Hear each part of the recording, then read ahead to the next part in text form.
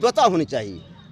अधिकार खोकर चुप रहना यह महादुष्कर्म है। न्यायार्थ हेतु सगे संबंधियों को दंड देना धर्म है साथियों। भरा नहीं जो भावों से बहती जिसमें रसधार नहीं, हृदय नहीं वो पत्थर है जिसमें स्वदेश का प्यार नहीं। ये जाति जात पर समाज पर मरना ये राजनीति नहीं है। राजनीति भी एक धार्मिक प्रशंसा है। मंत्री जो बनता है, विधायक या मुखिया सरपंच पर, उसके शपथ ग्रहण के बाद उसको अपनी मर्यादा की याद रखनी चाहिए, अच्छा कि जातीयत पर जाना चाहिए। तो हम यही कहेंगे सबसे प्रथम कि हमारे देश में ना कोई संत महात्मा ना कोई नेता पैदा लग रहा है। हमने प्रतिज्ञा किया जब मंदिर बनाने चला सो पे समाज सेवा होना चाहिए। समाज सेवा में देख रहे हैं कोई इस ढंग का नहीं है, इसलिए मैंने प्रश्न निकाला 4। ये बता दे कोई ब्राह्मण देवता, कोई नहीं बता पा रहा है कि वह स्वर्ग कहाँ है जिसके लिए मानव जब तब दान करता है। दूसरा प्रश्न है वाल्मीकि गुरु कौन थे जो संस्कृत रामायण लिखने को उपदेश दिए। तीसरा प्रश्न है अचानक किसी की मृत्यु हो गई, 2 मिनट बात करने के लिए जिंदा हो सकता है नहीं। चौथा प्रश्न है दोस्तों, मैं तमाम नेताओं से कहना चाहूँगा, बाबा भीमराव अम्बेडकर साहब ने सरकार को अपना संविधान देने के बाद समाज को 1 उंगली का मार्गदर्शन दिए हैं। 1 उंगली बताए हैं ना, 1 उंगली का मकसद क्या है, जो मकसद समझेगा वही राजनीति करेगा, मेरा चैलेंज है।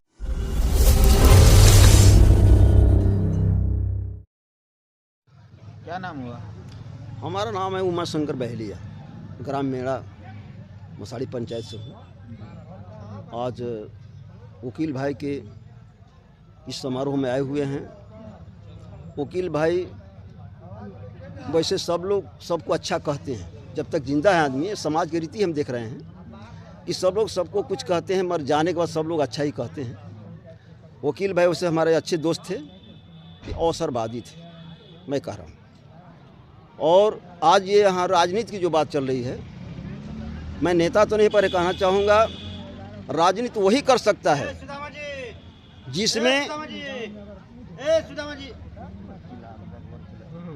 जिसमें सबके प्रतिभाव हो। जाति के पक्ष में हम कभी कुछ नहीं कर सकते। जो ब्राह्मणों के बीच में बैठे, राजपूतों के बीच में बैठे, चमारों के बीच में, जादों के, सबके बीच में बैठे, सबके दुख सुख को समझे। कोई भगवान को मानता है, कोई नहीं मानता है, कहीं दरगाह में जाकर बैठिए, सबके विषय में चित्त वही राजनीति कर सकता है। और सबसे बड़ी बात है, मैं मध्य प्रदेश था, वहाँ माता हिंगला देवी के दर्शन हो तो मैंने प्रतिज्ञा किया कि ऐसे देवी का मंदिर बिहार बनवाएंगे, धर्म प्रचार समाज सेवा करेंगे। दोस्तों आपको मालूम होगा ये बनौरा वाला कांड हमारे बस की बात नहीं थी, मगर उस समय जब हमको लोग बोले, जनता हमको कवि जी, साधु जी, महात्मा जी, नेताजी कहती है, हमने जो बात बोला, टीआई साहब से बात हुआ, झगड़ा की समाप्ति कराया हमने। ये सबके अंदर विद्वता होनी चाहिए। अधिकार खोकर चुप रहना यह महादुष्कर्म है। न्यायार्थ हेतु सगे संबंधियों को दंड देना धर्म है साथियों। भरा नहीं जो भावों से बहती जिसमें रसधार नहीं, हृदय नहीं वो पत्थर है जिसमें स्वदेश का प्यार नहीं। ये जाति जात पर समाज पर मरना ये राजनीति नहीं है। राजनीति भी एक धार्मिक प्रशंसा है। मंत्री जो बनता है, विधायक या मुखिया सरपंच पर, उसके शपथ ग्रहण के बाद उसको अपनी मर्यादा की याद रखनी चाहिए, अच्छा कि जातीयत पर जाना चाहिए।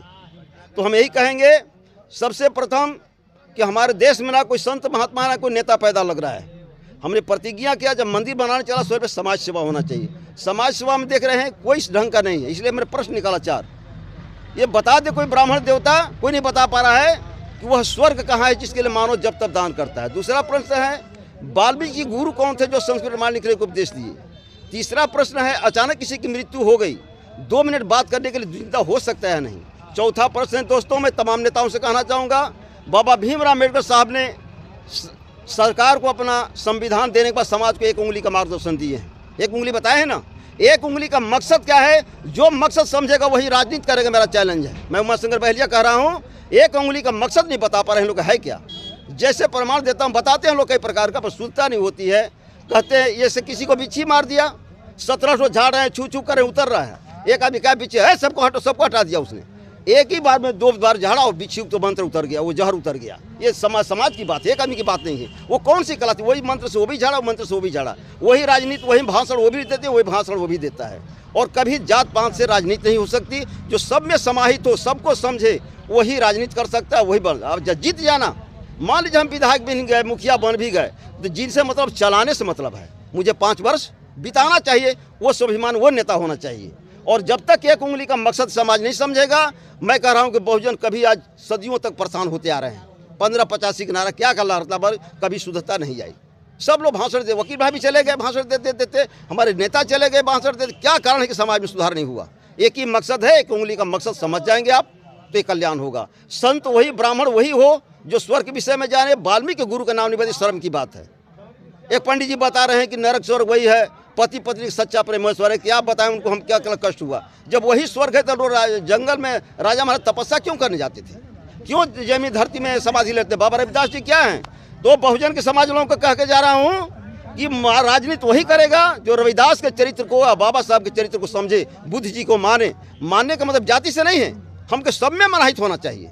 मैं कुछ नहीं हूँ, जिस टाइम में राज्यपाल के महोदय के खिलाफ बगावत था पटना में, ये नगीना राम बताएंगे हम क्या औकात है। मगर माता की कृपा, लानत है उन विद्वानों को जिन्हें विद्वता का ज्ञान नहीं, धिक्कार है उन छात्राओं को जिन्हें अपने माता पिता और मातृभूमि से है प्यार नहीं। अरे लानत है उन माता बहनों को जिन्हें भारतीय संस्कृति का ख्याल नहीं, धिक्कार है उस फैशन का जिसमें शरीर का भाव नहीं। कहने तात्पर्य है दोस्तों, हमारे गांव घर में कुछ लड़कियां औरतें ऐसी हैं कि कपड़ा पहनने के बाद भी वस्त्रहीन नजर आती हैं। उसी प्रकार हमारे देश के नेता और वर्दीधारी खादीधारी सब शपथ ग्रहण के बाद भी अत्याचार करते हैं। जाति पाति में समाज में बट रहे हैं, उस सबको शपथ ग्रहण के मकसद को नहीं समझ पाते, और शपथ ग्रहण की बात नहीं समझेंगे तो उनके लिए अपराध है। ये दुनिया छोड़कर दूसरी दुनिया है। एक और बता रहा हूँ छोटा सा। अरे लकड़ी जल कोयला भई, कोयला जल भय राख, मानो अभागन ऐसे जले, भाई कोयला बने न राख। जय जय संत रविदास। यही कहकर मैं आपके व्यक्त करता हूँ। हमारा भक्ति भाव से बहुत काफ़ी लगाव है और सत्य है, जानने की कोशिश करें। एक उंगली का मकसद कोई समझे। ये मंदिर पर हमारा प्रोग्राम होगा, उसी में एक उंगली का मकसद बताया जाए। चारों प्रश्न का जवाब क्या है, ऐसा बहुत सुंदर प्रश्न हमने किया है। ये समझ जाए जीवन मरण के विषय में और शपथ ग्रहण के विषय में एक उंगली का मतलब वही राजनीति कर सकता है। एक उंगली का मतलब कोई नहीं बता पाए है क्या।